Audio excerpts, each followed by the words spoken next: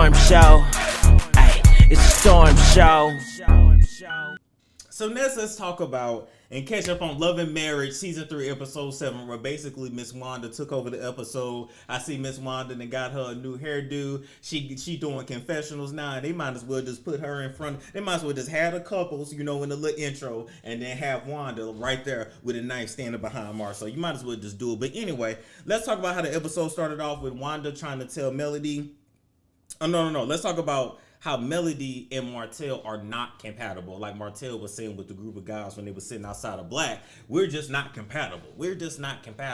I'm trying to figure out, Martell, how y'all was not compatible, yet y'all was compatible enough for 4 kids and 15, 20 years of marriage, or however long y'all was together. That makes no sense to me. To me, in my honest opinion, it ain't gonna beat nobody that's more compatible with you than Melody, and anybody else you meet ain't really gonna compare to her. That's just my opinion. I could be completely wrong, but I'm just trying to understand how you stay with somebody for so long and have so many kids and have so many businesses and make so much money with somebody that's just not compatible to you. If she's truly not compatible, then let's just call it what it really is. She doesn't. You want multiple women. You want to be married and you want to have side chicks on the side. And I think if more men were honest about that in their marriages, I think they would find that they would get divorced less. I think even though this ain't the 60s and the 70s no more, I think a lot of women, if you go to them and you say, hey, I love you, you gonna always be my number one, our kids gonna always be my number one, but I just need 1 or 2 on the side, either on a semi-permanent basis or every now and then give that woman that choice to either stick around or not you trying to hide it, because I'm still trying to figure out, what did Melody not give Martell? Please tell me it's more than just oral sex. Please tell me he didn't dump his whole family down the drain for some head. We'll move right along from there. Miss Wanda's out of line. I don't know who told her to hop in Melody and Martell's business. I don't really know why she cared, because in my opinion, the only business she needs to be worried about is hers, and staying out of Tisha's and Marceau's. Marceau absolutely hate Wanda. He can't stand her anytime she come around, and she bullies Tisha. To keep it real, both Wanda and Marceau bully Tisha. They just emotionally bully her, and they both go back and forth with doing it. Like, really, the smoke between Wanda and Marceau is not really what they be arguing about. Is really who's going to have control over Tisha more. Like, no, she's mine. No, she's mine. No, she's mine. No, she's mine. That's pretty much what they give me. But Miss Wanda was out of line, and Destiny checked her, and Melody walked away. And as far as Wanda and Kimmy is concerned, to me, Wanda and Tisha both suffer from not making a lot of sense when they speak. And I'm just going to leave it at that, to be as respectful as possible. I love Kimmy because Kimmy knows how to articulate herself, and I have not heard Kimmy speak where I didn't understand where she was coming from.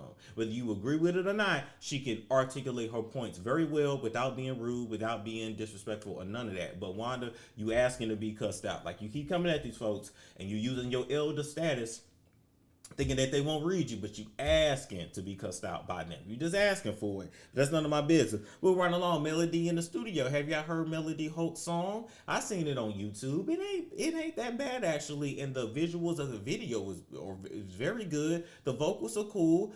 Needs a little work, needs a little training. She knows she needs to work on that voice constantly, and she needs to, like I said, stay in vocal training. She definitely got something, and it's definitely a good start. So hopefully, this leads to more music from Melody. And even Candace over there at Potomac. They are actually talented, but you gotta keep working that throat if you want them vocals to be right. Move right along. Melody and Destiny. Y'all might as well go ahead and throw hands. I don't know, all this aggression that's between y'all. Destiny is disappointed because Melody brought the newbie, and I can't remember her name for nothing, but brought the newbie around and feels like you don't care about me no more and my feelings. You putting this girl's feelings over mine. Melody still feels some kind of way towards Destiny because Destiny did not tell her about her divorce. The newbie that was brought in to shake shit up, which is why I don't give a damn about her tears. I'm not buying none of it. She was brought in to cause conflict, and now you gotta play your role, gotta play your position. You chose to come in and do it, and now you gotta do it. And that's really the beef between Melody and Destiny. I don't know why they just won't say that, but I broke that down in like 30 seconds. Moving right along.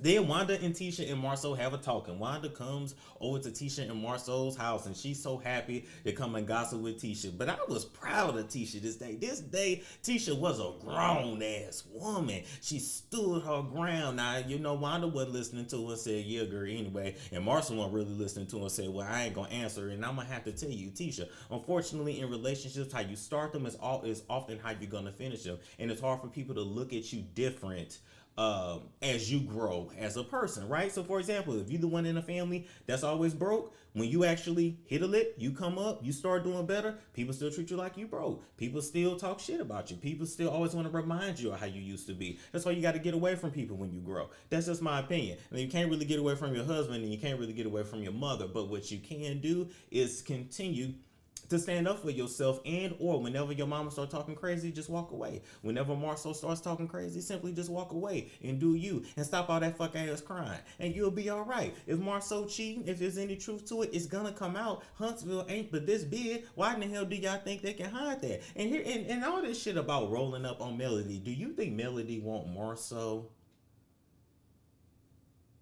Don't nobody want Marceau but you and a possible side chick or two, Tisha.